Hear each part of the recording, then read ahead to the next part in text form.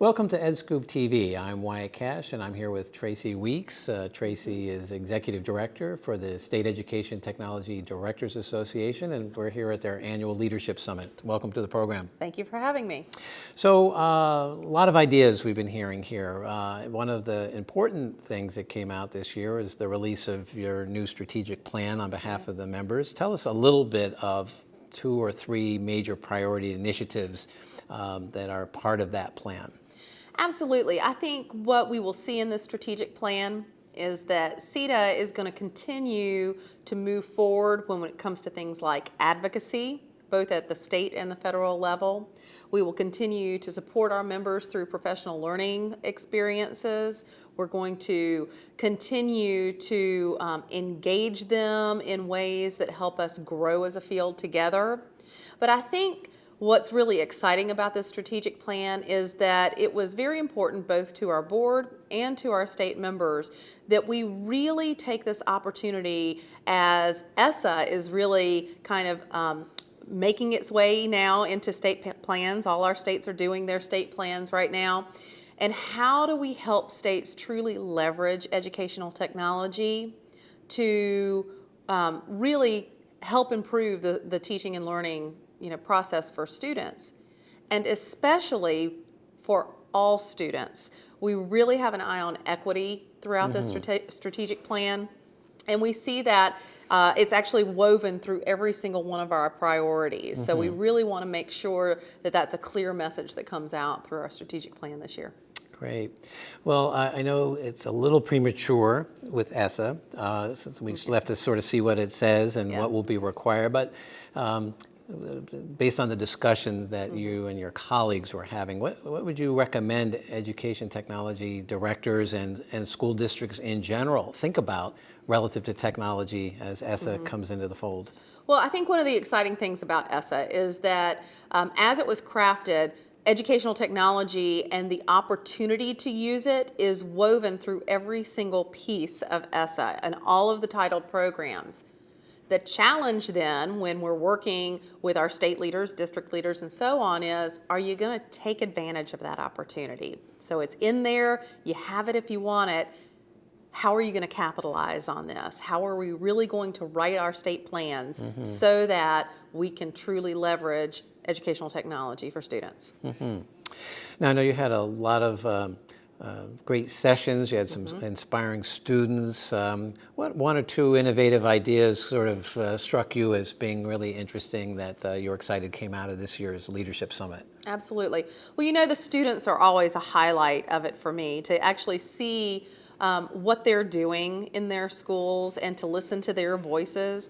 And I think one of the things that I heard most clearly were 2 things. One was, let us have a voice in our learning. Let us help and work with our teachers to help learn the best way we can. And then the second piece I really heard, both from a student who came back, who was a previous Student Voices winner and has now graduated from college and has a job. He really talked about how he was at risk of really not completing school. And then his school, his district, really went forward and did what was innovative at the time, and that was really pushing ahead with a one-to-one program in their schools. And it really helped pull him back in. It helped him get engaged back in school. We heard that with the winners again this year. But I think what's really exciting for me is we're now even starting to hear that one-to-one is old terminology. We're now hearing people talk about 2-to-1, 3-to-1, 4-to-1 as we talk about the need to have a diverse array of devices available for our students, depending on what the educational need is at the time. Well, one of the other things we heard was the interest for continuing professional development of educators with the use of technology. But certainly the education technology directors are at a place where professional development is a key issue. What's SETDA doing, or what would you like to be doing to help those in the role of technology directors at schools advance their knowledge and play a bigger role in shaping the education technology agenda. Right. So one of the things that we're really excited about is to work with our state leaders to help prepare, we call them toolkits, but they serve two purposes. They help to actually do professional growth for our own leaders. And it could be on a wide variety of topics. It could be on vetting instructional materials. It could be your state leader has decided you're going to be a future ready state or a go open state. What does that mean? And what does it look like? And how do I do this?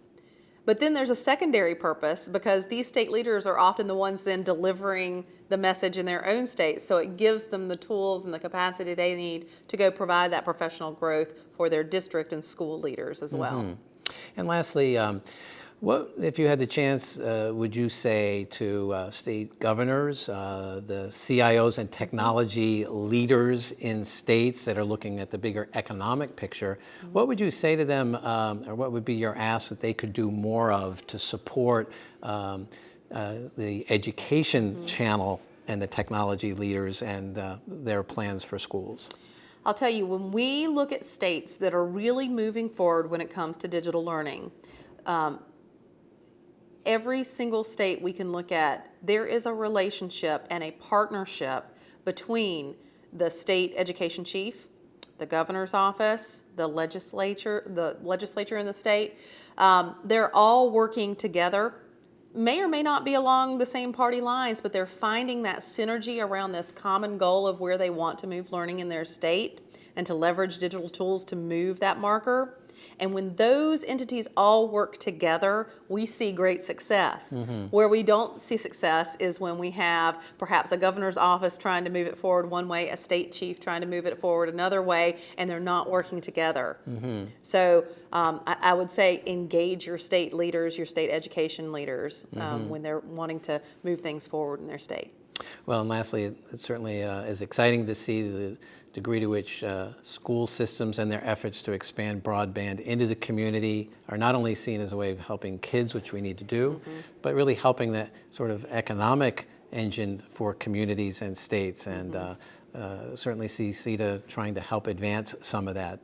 Care to comment on that? Absolutely. And as you're aware, we released a paper in September, the Broadband Imperative 2, where we really look at both the targets that we want to see in our school buildings, but also advocating for our schools, our districts, our states to be engaging with the community to find ways that we can provide out-of-school access so that that learning can continue when they're outside the school building. Really important initiative. Well, Tracy Weeks, thanks so much for joining us today. Really appreciate the work you and your members are doing. Thank you so much. I'm Wyatt Kash with EdScoop TV. Thanks for being with us, and look for more of our content on edscoop.com.